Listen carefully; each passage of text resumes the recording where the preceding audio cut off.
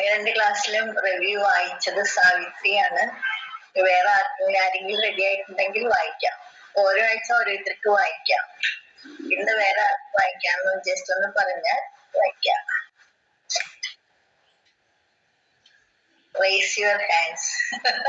ഇതിലെന്തോ കാണിക്കുമല്ലോ, കാണിക്കാൻ വേണ്ടി നമ്മുടെ ചെറിയ ഗ്രൂപ്പിലൊക്കെ അവരിങ്ങനെ ഇടുന്ന കാണാം. ആരാണ് റെഡി ആയിട്ടുള്ളതെന്ന് കാണിക്കാൻ. ആരെങ്കിലും ലാലി റെഡിയാണ്. അപ്പൊ ഇന്ന് ലാലി വായിക്കാം. അടുത്ത പ്രാവശ്യം ആരാ വായിക്കണ്ടെന്ന് അങ്ങോട്ട് പറഞ്ഞാൽ നിങ്ങൾ ആലോചിച്ചിട്ട് പറഞ്ഞത് ക്ലാസ് കഴിയുമ്പോ പറഞ്ഞാൽ മതി. അടുത്ത ലാലിയുടെ മൈക്ക് മ്യൂട്ടാണ് കേട്ടോ.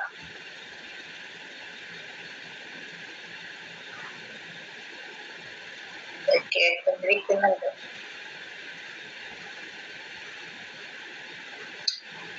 മൂന്ന് ബാച്ചാണ്. 3 ബാച്ച് പ്ലസ് വേറെ 2 പേര്, കുറെ പേരുണ്ടാവണം. എല്ലാവർക്കും സൗകര്യപ്പെടില്ല. ഇതിനു വേണ്ടി കുറച്ച് സമയം നേരത്തെ സാവിത്രി പറഞ്ഞ പോലെ കുറച്ച് നേരത്തെ പ്ലാൻ ചെയ്തൊക്കെ റെഡിയാക്കി വെക്കാം. ഒത്തിരി നിവർത്തിയില്ലെങ്കിൽ വേണ്ട, ഒഴിവാക്കാം. പക്ഷെ നിവർത്തി ഉണ്ടെങ്കിൽ എന്നുവെച്ചാൽ എല്ലാവരും കൂടി കൂടുന്നതും സുഖമാണല്ലോ. അപ്പൊ ലാലി വായിക്കാം. കഴിഞ്ഞ ക്ലാസ്സിൽ എന്താ പറഞ്ഞെന്നുള്ളതിന്റെ ഒരു ചുരുക്കം. അപ്പൊ കഴിഞ്ഞ ക്ലാസ് കേൾക്കാത്തവർക്കും കേട്ടവർക്കും ഒന്നുകൂടി ഓർമ്മിക്കാം. ലാലിയുടെ ഇങ്ങനെ ഇത് ചെയ്യുന്ന ഷേക്ക് ചെയ്യുന്നത് മൊബൈൽ വെച്ചിട്ടില്ലേ, ശരിക്കും ഇങ്ങനെ ഷേക്ക് ചെയ്തോണ്ടിരിക്കും. മൊബൈല് ഫിക്സ് ചെയ്ത് വെക്കും.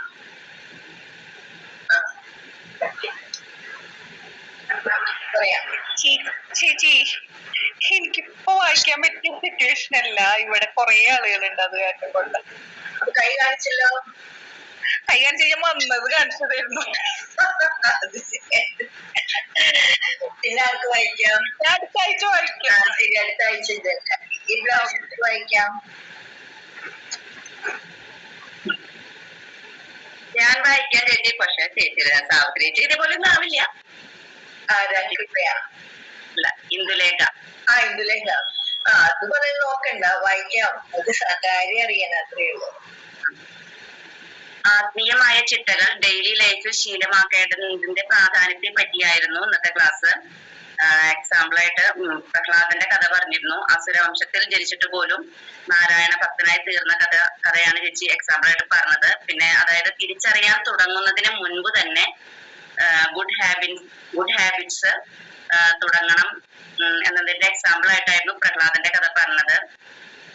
പിന്നെ നമ്മൾ നമുക്ക് വേണ്ടി രാവിലെ അതായത് ഒരു 10-15 മിനിറ്റെങ്കിലും സ്വസ്ഥമായിട്ട് നാമജപം ചെയ്യേണ്ടതിന്റെ പ്രാധാന്യത്തെ പറ്റി പറഞ്ഞു.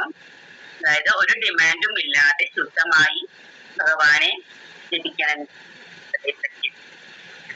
പിന്നെ ശാരദാ സാധന അതായത് നമ്മൾ എന്ത് തുടങ്ങുമ്പോൾ പ്രാർത്ഥിച്ച് ചെയ്യുക. അതായത് ഇത്തരത്തിന്റെ നമ്മുടെ ഡ്യൂട്ടീസും ഒരുമിച്ച് കൊണ്ടുപോകാൻ ശ്രമിക്കുക. പിന്നെ അതിന്റെ സെക്കൻഡ് ഫേസ് ആയിട്ട് അതായത് ഉണർന്നാലുടൻ ജസ്റ്റ് ഒരു 12 പ്രാവശ്യമെങ്കിലും നാമം ജപിക്കുക. അതുപോലെ ചെയ്യാൻ തുടങ്ങുമ്പോഴും 3 തവണ നാമജപം ചെയ്യുക. വൃത്തിയായിട്ട് ഒരു ദിവസത്തിൽ ജപിക്കുക. അതുപോലെ അതായത് പ്രാർത്ഥിച്ചുകൊണ്ട് എന്ത് ചെയ്താലും അതിനൊരു വിലയുണ്ട്. ഒരു ആരാസനങ്ങളെ പറ്റും. വാനപ്രസ്ഥം, സന്യാസം. അതായത് ഗൃഹസ്ഥാശ്രമത്തിൽ ഒരു കൈ കൊണ്ട് ഭഗവാനെ മുറുകെ പിടിച്ച് നമ്മൾ നമ്മുടെ കർമ്മങ്ങൾ ചെയ്യുക. മക്കൾ വലുതായി സ്വയം പര്യാപ്തിയൊക്കെ കൈവരിച്ചു കഴിഞ്ഞാൽ അതൊക്കെ ഡിറ്റാച്ച്ഡ് ആവുക. ഭഗവാനെ 2 കൈ കൊണ്ടും മുറുകെ പിടിക്കുക. അതായത് വീട്ടിൽ ഇരുന്നു കൊണ്ട് തന്നെ ഡിറ്റാച്ച്ഡ് ആയി നമുക്ക് സന്യാസത്തിലേക്ക് കടക്കാൻ പറ്റും. അതായത് എക്സാമ്പിൾ ആയിട്ട് പണ്ടത്തെ രാജാക്കന്മാരുടെ കഥയാണ് പറഞ്ഞത്. അത്രയും സുഖ സൗകര്യത്തിൽ ജീവിച്ച് അവസാനം എല്ലാം തിരിച്ച് വാനപ്രസ്ഥത്തിന് പോവുക എന്നത് പറയുന്നത് അവരുടെ ഒരു സംസ്കാരമായിരുന്നു. അതായത് ദുഷ്ടന്മാരിൽ നിന്ന് ആധ്യാത്മികമായി ട്രെയിനിങ് കിട്ടിയ കാരണം കൊണ്ടാണ് ഒരു ബുദ്ധിമുട്ടുമില്ലാതെ സുഖ സൗകര്യങ്ങൾ ലഭിക്കാൻ അവർക്ക് സാധിച്ചിരുന്നത്. ഓരോ ചിത്രത്തിലും ചെയ്യുക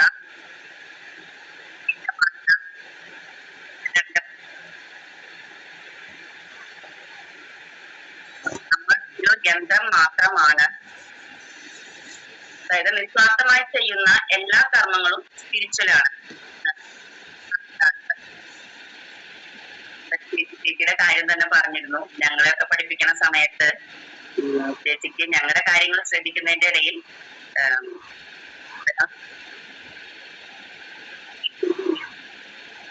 ഇടയ്ക്ക് ക്ലിയർ ആവാന്നില്ല, നെറ്റിന്റെ കുഴപ്പമില്ല.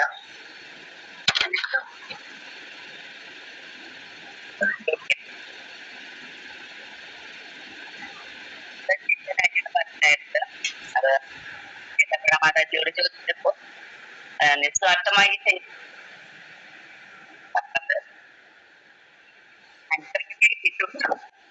ക്ലിയർ അല്ലല്ലോ ഇന്ദു, ക്ലിയർ അവസാനം കുറച്ച് ഇങ്ങനെ നെറ്റിന്റെ പ്രശ്നം ഉണ്ടാവോ, ക്ലിയർ ആയില്ല അവസാനത്തെ. ഇപ്പൊ പറയണ കേക്കാം. എനിക്ക് മാത്രമാണോ എന്നറിയില്ല കേട്ടോ, എല്ലാവർക്കും എങ്ങനെയാണെന്നറിയില്ല. ക്ലിയർ ആയോ? ക്ലിയർ ആയില്ല, ക്ലിയർ ആയില്ല. ഇല്ല മതി, അവസാനത്തെ കുറച്ച് മാത്രം. നിസ്വാർത്ഥമായിട്ട് ചെയ്യുന്നതിനെ പറ്റി പറഞ്ഞില്ല.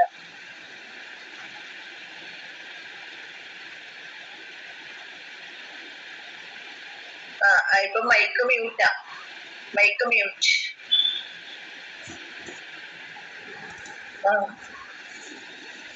ശരിയായില്ലല്ലോ, അൺമ്യൂട്ട് ആണോ? അപ്പൊ എന്താ ക്ലിയർ ആവുന്നില്ല? പക്ഷെ ധോണിച്ചി വീഡിയോ ഒന്ന് ഓഫ് ചെയ്തിട്ട് സംസാരിച്ചാല് ക്ലിയർ ആവും. ഇന്ദു വീഡിയോ ഒന്ന് ഓഫ് ചെയ്തിട്ട് സംസാരിച്ചാൽ മതി, അപ്പൊ ക്ലിയർ ആവും.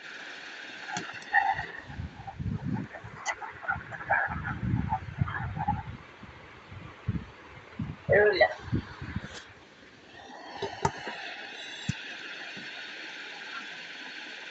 ഇപ്പഴും കേൾക്കാനില്ല, എന്തോ പ്രശ്നം. എന്തായാലും മിക്കവാറും ആയില്ലേ പറയാനുള്ളതൊക്കെ. കഴിഞ്ഞ ക്ലാസ്സിൽ പറഞ്ഞ ഏകദേശം ആയി. ഇതിലേക്ക് ഓൺ ചെയ്തോളൂ, വീഡിയോ ഓൺ ചെയ്തോളൂ. നന്നായി തന്നെ കാര്യങ്ങൾ പറഞ്ഞു. പക്ഷെ അവസാനത്തെ ഇത്തിരി ഇപ്പൊ പറയുന്നത് കേൾക്കാനില്ല, മൈക്കിന്റെ പ്രശ്നമൊക്കെ. വീഡിയോ ഓഫ് ആക്കിയിട്ടും കേട്ടില്ല, പക്ഷെ മിക്കവാറും കേട്ടു. നിസ്വാർത്ഥമായിട്ട് കാണുമ്പോൾ ഞാൻ എന്റെ ഉദാഹരണം പറയുന്നില്ലേ, അതായത് നിങ്ങളെയല്ല കുറേ കുട്ടികൾ നോക്കുന്ന സമയത്ത്, സ്കൂളിൽ പോകുന്ന സമയത്തും ഞങ്ങളുടേതായിട്ടുള്ള റുട്ടീനൊക്കെ ഉണ്ട്. നവജീവിക്കല്, ശാസ്ത്രങ്ങൾ പഠിക്കല്, അതൊന്നും ശരിക്കും ബാക്കിയൊന്നും ചെയ്യാൻ പറ്റിയിട്ടില്ല. പക്ഷെ അതിന്റെ പഠിച്ചാലും ഇല്ലെങ്കിലുള്ള ഫലം അതിന്റെ ഒരു അണ്ടർകറന്റ് പോലെ ഉണ്ടായിട്ടുണ്ടെന്നുള്ള എനിക്ക് അനുഭവം ഉണ്ട്. അതാണ് ഞാൻ പറഞ്ഞത്. അപ്പൊ നിസ്വാർത്ഥമായിട്ട് ഏത് ജോലി ചെയ്യാലും അതൊരു ആ കർമ്മം ശരിക്കും കർമ്മയോഗമായിട്ട് മാറും. അതാണ് കർമ്മയോഗം. എല്ലാം ഈശ്വരനെ അർപ്പിച്ചിട്ട് നമുക്ക് വേണ്ടിയല്ല ചെയ്യുന്നത്. അതെപ്പോഴും നമ്മളെ സ്പിരിച്വലായിട്ട് ഉയർത്തും, ആധ്യാത്മികമായിട്ട് ഉയർത്തും. നമുക്കൊരു ആധ്യാത്മികമായിട്ട് നമ്മൾ ഉയരും. അതാണ് നമ്മുടെ ജീവിതത്തിലേക്ക് വേണ്ടത്. ആധ്യാത്മികമായിട്ട് ഉയരുന്നത് തന്നെയാണ് നമ്മുടെ ജീവിതത്തിൽ അവസാനം നമുക്ക് പ്രയോജനപ്പെടുന്നത്. അത് എപ്പോഴും ഓർത്തിരിക്കണം. ഈ ലൗകികമായിട്ടുള്ള ഒരു സമ്പത്തും അല്ലെങ്കിൽ ബന്ധങ്ങളും ഒന്നും നമുക്ക് അവസാന കാലത്ത് നമുക്ക് കാര്യമായിട്ട് പ്രയോജനപ്പെടില്ല. ഇപ്പൊ മക്കളൊക്കെ നോക്കുക, അതൊക്കെ കാര്യം ശരി. പക്ഷെ നമുക്ക് നമ്മളുടെ ഇതായിട്ട് നമുക്ക് ഈശ്വരനുമായിട്ടുള്ള ഒരു ഇതാണ് നമുക്ക് ഏറ്റവും അവസാനം പ്രയോജനപ്പെടുന്നത്. ഇപ്പൊ മനുഷ്യർക്ക് കുറച്ചൊക്കെ സഹായിക്കാൻ പറ്റും. പക്ഷെ എന്നാലും നമുക്കൊരു ലോൺലിനെസ് വരുന്ന ഒരു സമയത്താണ് അവസാനം. അപ്പോഴൊക്കെ നമുക്ക് നല്ല സന്തോഷമായിട്ടിരിക്കാൻ പറ്റും നമ്മൾ സ്പിരിച്വൽ ആയിരിക്കുമ്പോൾ മാത്രമാണ്. അപ്പൊ അതിനാണ് ഈ നമ്മൾ ചെയ്യുന്ന ഈ നാമജപം, അങ്ങനെ ശരിക്കും ചെയ്യുന്ന നാമജപവും ഈശ്വരനുമായിട്ട് നേരിട്ട് ചെയ്യുന്നതൊക്കെ അതിന്റെ കൂടെ കർമ്മയോഗം, നിസ്വാർത്ഥമായിട്ട് ചെയ്യുന്ന കർമ്മം, അതും സഹായിക്കും. അത് നമുക്ക് കർമ്മം ചെയ്തേ പറ്റുള്ളൂ. നിങ്ങൾക്കൊക്കെ ഒരുപാട് കർമ്മങ്ങൾ ചെയ്യാനുണ്ട്. വീട്ടുകാര്യങ്ങളായാലും ജോലി കാര്യങ്ങളായാലും ഒക്കെ ഒരുപാട് ചെയ്യാനുണ്ട്. അപ്പൊ അതൊക്കെ നിസ്വാർത്ഥമായിട്ട് ഭഗവാൻ എന്ന് പറഞ്ഞാൽ കർമ്മയോഗം എന്ന് പറഞ്ഞാൽ ഭഗവാനിൽ അർപ്പിച്ചിട്ട് നമ്മളൊരു ഉപകരണമായിട്ട് ചെയ്തുകൊണ്ടിരിക്കുക, ഭംഗിയായിട്ട് ചെയ്തുകൊണ്ടിരിക്കുക. പക്ഷെ അറിയുക എല്ലാം ഭഗവാൻ ചെയ്യിക്കുന്ന പോലെ ഒരു ഉപകരണമായിട്ടാണ് നമ്മൾ ചെയ്യുന്നത്. അങ്ങനെ ചെയ്യുന്ന കർമ്മങ്ങൾ നിസ്വാർത്ഥമായിരിക്കും. പിന്നെ കർമ്മയോഗമാകും. അതാണ് നമ്മൾ സ്പിരിച്വലായിട്ട് ഉയർത്തുന്ന കർമ്മങ്ങൾ. വെറുതെ നമ്മൾ സ്വാർത്ഥതയ്ക്ക് വേണ്ടി ചെയ്യുന്നതൊന്നും നമ്മൾ സ്പിരിച്വലായിട്ട് ഉയർത്തില്ല. അപ്പൊ അതും ഈ നാമജപം പോലെയുള്ള നേരിട്ടുള്ള അതും ആണ് നമുക്ക് അവസാനം ജീവിതത്തിലേക്ക് ഏറ്റവും പ്രയോജനം. അത് എപ്പോഴും മനസ്സിൽ കുറിച്ച് വെക്കണം. അതായത് നമുക്ക് മനസ്സിലാവില്ല. നമ്മളങ്ങനെ കണ്ടീഷന് ഭക്തന്മാരുടെയും സജ്ജനങ്ങളുടെയും അടുക്കൽ പോകണം. അപ്പൊ സജ്ജനം സത്സംഗം അത് തന്നെയാണ്. പക്ഷെ അവരുമായിട്ടൊരു കോണ്ടാക്ട്. അതിനാൽ നിങ്ങളുടെ ഇടയ്ക്കിടയ്ക്കൊക്കെ നിങ്ങളുടെ പഴയ തറവാട്ടിലേക്ക് വരാൻ പറയുന്നത്. ശാരദാമഠം തൃശ്ശൂർ. അപ്പോ അപ്പോഴും കുറച്ചൊക്കെ അങ്ങനെ സത്സംഗം ഉണ്ടാവില്ല. അപ്പൊ ഇതൊക്കെ ചെയ്താൽ ഈശ്വരൻ മനസ്സ് നിർത്താൻ സാധിക്കും. അല്ലെങ്കിൽ ഭഗവാൻ പറയാണ്, മനസ്സ് രാവും പകലും സംസാരത്തിനുള്ളിലും അതിലെ വിഷയങ്ങളിലും കാര്യങ്ങളിലും മുഴുകിയിരുന്നാൽ നാം ഈശ്വരനെ നിരക്കുകയില്ല. സത്യമല്ലേ? സത്യമല്ലേ?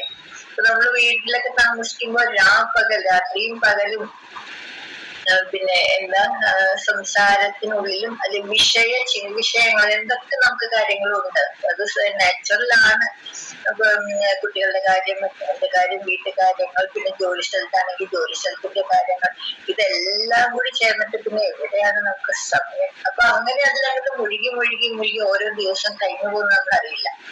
അപ്പോ അങ്ങനെ ജയിക്കുമ്പോ പ്രത്യേകിച്ചും ഇത്തരം കാര്യങ്ങൾക്ക് ഒരു നിഷ്ഠ വെക്കണം എന്ന് ഭഗവാൻ വളരെ ശ്രീരാമദേവൻ അത്ര ഇത് ചെയ്ത് പറയുന്നു. അപ്പൊ ഇതൊക്കെയാണ് അങ്ങനെ സംസാരത്തിൽ ജീവിക്കുമ്പോഴും പിന്നെ ഈശ്വര ഭക്തി ഉണ്ടാവണമെങ്കിൽ, മനസ്സ് നിർത്തണമെങ്കിൽ ഇത്തരം കാര്യങ്ങൾ ചെയ്യണം. നിങ്ങൾ ചെയ്യുന്നതാണ്. ഇപ്പൊ നാമം ജപിക്കുന്നുണ്ട്, ഇപ്പൊ പ്രത്യേകിച്ച് സത്സംഗം ചെയ്യുന്നുണ്ട്, പിന്നെ ഭജന ചൊല്ലുണ്ടോന്ന് എനിക്കറിയില്ല. പണ്ടൊക്കെ വീടുകളിൽ സന്ധിക്ക് ഒരു നാമം ചൊല്ലലൊക്കെ ഉണ്ടായിരുന്നു. അതുകൊണ്ട് ഉണ്ടാവും. ഒരുവിധം നിങ്ങൾക്കൊക്കെ ഉണ്ടാവുമെന്ന് വിചാരിക്കുന്നു. നിങ്ങൾ ഏതെങ്കിലും ചൊല്ലാറുണ്ട്.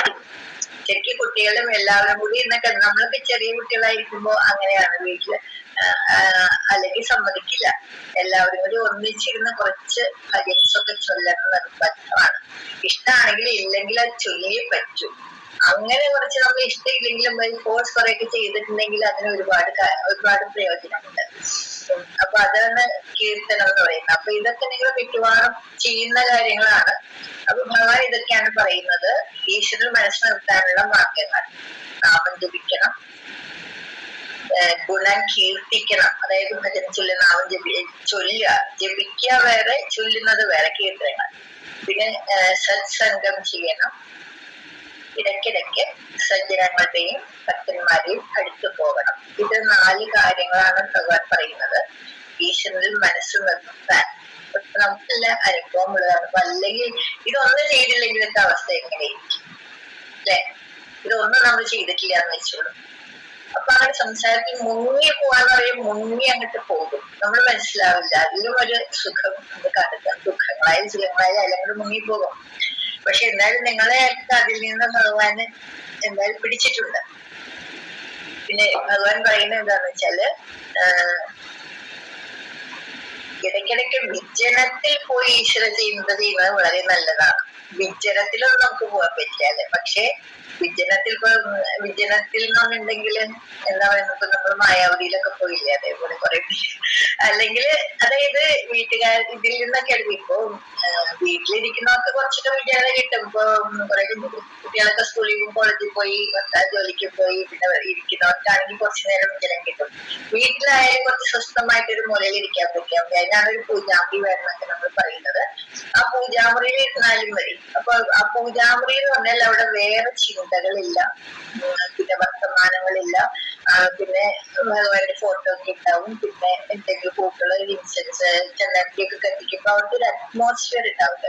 ആ ഒരു അറ്റ്മോസ്ഫിയറിൽ നമ്മൾ കുറച്ചുനേരം ഇരിക്കാൻ സാധിച്ചാലും അത് ഇരിക്കുന്നതിന് തുല്യമാണ്. കാരണം എപ്പോഴും ഏത് വീടുകളിലും അതിനൊരു സൗകര്യം നിങ്ങളുടെ വീടുകളിൽ ഉണ്ടാവും അറിയാം. എന്തായാലും അത് അത്യാവശ്യമാണ്. അവിടെ മറ്റ് വർത്തമാനങ്ങളോ ചിന്തകളോ ഒന്നുമില്ല. അപ്പൊ അവിടെ നമുക്ക് നാം ജപിക്കാനും ഇതൊക്കെ കൂടുതൽ എളുപ്പമായിട്ട് വരും. അതാണ് ഇപ്പൊ എല്ലാവരും എന്ന് പറയുന്നത് ഇവിടെ പ്രേമോടിരിക്കുമ്പോ എന്താ ഒരു സുഖം ഇരിക്കാൻ വരുന്നവരൊക്കെ പറയും. എന്നുവെച്ചാൽ അവിടെ വേറെ വർത്തമാനങ്ങളില്ല.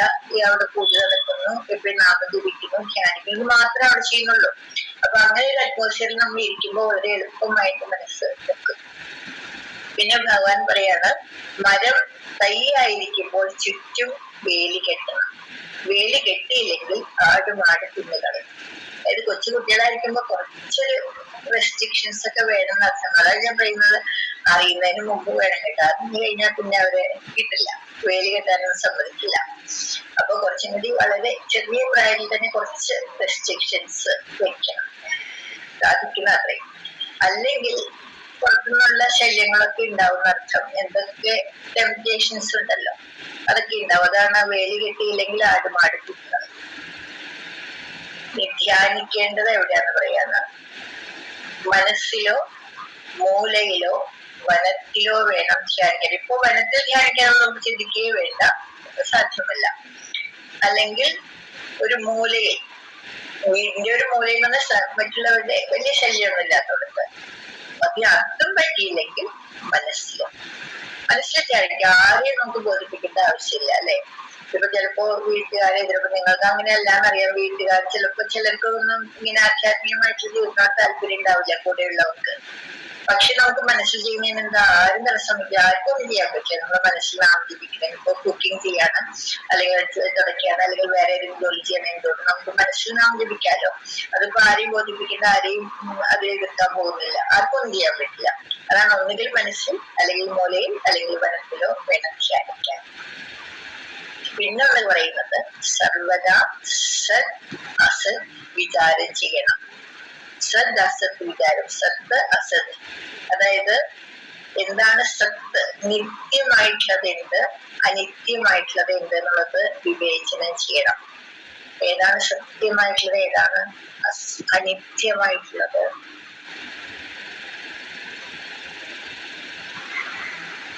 സത്യമായിട്ടുള്ള ഒരിക്കലും നശിക്കാത്തത്, അനിത്യം എന്ന് പറഞ്ഞാൽ നശിക്കുന്നത്. നമുക്ക് പെരുമാറുന്ന കാര്യങ്ങളിൽ അസത്യമായിട്ടുള്ളത്, നമ്മൾ കാണുന്നതൊക്കെ അല്ലെ, ഈ കാണുന്നതൊക്കെ അനിത്യം എന്ന് പറഞ്ഞിട്ടുണ്ടെങ്കിൽ ഒരു കാലത്ത് ഇല്ലാതാകും. അതൊക്കെ ഇപ്പൊ ഈ കാലത്തൊക്കെ നമ്മൾ പറയുമ്പോൾ നമുക്കൊരു ഇത്തിരി ബുദ്ധിമുട്ട് തോന്നും. നമ്മുടെ ബന്ധങ്ങളും അല്ലെങ്കിൽ ബന്ധുക്കളും എല്ലാം അനിത്യമാണെന്ന് ചിന്തിക്കാൻ നമുക്ക് അത്ര ഇഷ്ടമുണ്ടാവില്ല. എന്ന് വെച്ചാല് അങ്ങനെയാണ് സത്യമായിട്ടുള്ള വസ്തു. അത് പിന്നെ ചിലപ്പോ ഒക്കെ നമുക്ക് ദുഃഖം തരുമ്പോ, പ്രായമായി കഴിയുമ്പോൾ ചിലർക്കൊക്കെ മക്കളും വരുന്നില്ല, നോക്കുന്നില്ല, അല്ലെങ്കിൽ അവിടെ കാണാൻ കിട്ടുന്നില്ല. ഇപ്പൊ നിങ്ങൾക്ക് അങ്ങനത്തെ അനുഭവം ഉണ്ടാവില്ല. അങ്ങനത്തെ ഇത് വരും, ദുഃഖം വരുന്നത് എന്തുകൊണ്ടാണ്?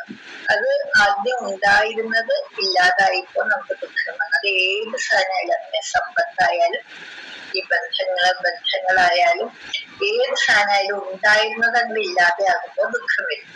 അതുകൊണ്ടാണ് അനിത്യ വസ്തുക്കളിൽ ഒരുപാട് അറ്റാച്ച്മെന്റ് വെച്ചാൽ ദുഃഖിക്കേണ്ടി വരുന്നത്. അതുകൊണ്ടാണ്. പിന്നെ നിത്യമായിട്ടുള്ളത് എന്താണ്? നശിക്കാത്തത്.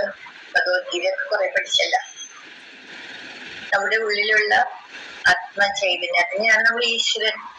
നമ്മുടെ ഉള്ളിലുണ്ട് ആ ഈശ്വരൻ. ശരിക്കും നമ്മുടെ ഉള്ളിലാണ്, എല്ലാവരുടെ ഉള്ളിലുണ്ട്, മുഴുവൻ നിറഞ്ഞിരിക്കുന്നു. അതാണ് ആത്മചൈതന്യം, അല്ലെങ്കിൽ ഈശ്വരനാണ്. ഒരിക്കലും ഈശ്വരൻ നമുക്ക് വിളിക്കത്തക്ക വിരൽ എളുപ്പത്തിൽ വിളിക്കുന്നതേ ഉള്ളൂ. ആത്മചൈതന്യത്തെയാണ് പറയുന്നത്.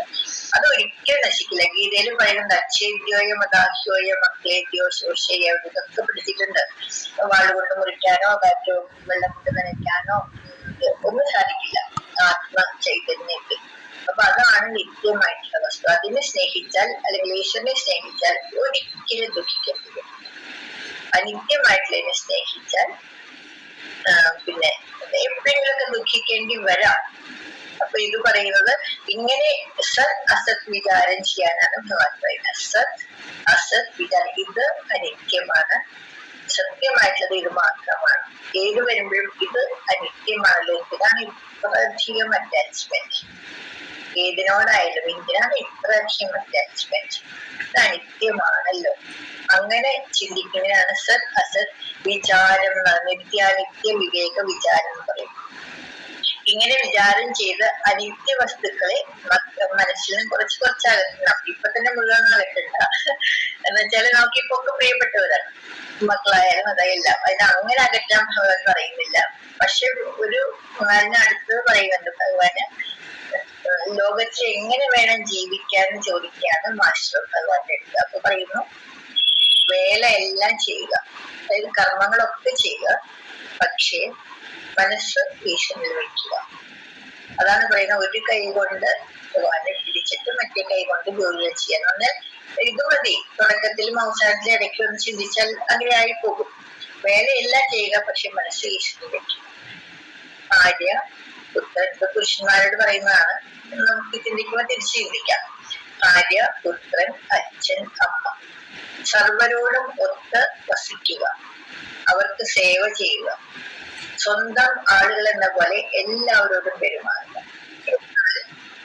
അവർ നിന്റെ ആരുമല്ലെന്ന് ഉള്ളിൽ അറിയുകയും ചെയ്യുക. അത് ഒത്തിരി ബുദ്ധിമുട്ടല്ലേ? ഒത്തിരി ബുദ്ധിമുട്ടല്ലേ? ഇവരൊന്നും എന്റെ സ്വന്തമല്ലാന്ന് വിചാരിക്കാൻ ഇത്തിരി ബുദ്ധിമുട്ട് തന്നെ. പക്ഷെ മനസ്സിന്റെ ഉള്ളിൽ ഒരു ഡിസ്ക്രിമിനേഷൻ വേണം. ഇതൊന്നും അല്ല എന്റെ ശരിക്കുള്ള സ്വന്തം. അതായത് അവർക്ക് വേണ്ടതൊക്കെ ചെയ്തു കൊടുക്കണം, അവരെ സ്നേഹിക്കണം, ഒക്കെ വേണം. പക്ഷെ മനസ്സിന്റെ ഉള്ളിൽ ഒരു ഡിസ്ക്രിമിനേഷൻ ആണ്. അതിന് ഭഗവാൻ ഉദാഹരണം പറയുന്നത് എന്താന്ന് വെച്ചാൽ, വലിയ ആളുകളുടെ വീട്ടിൽ വേലക്കാരി സകല ജോലികളും ചെയ്യുന്നു.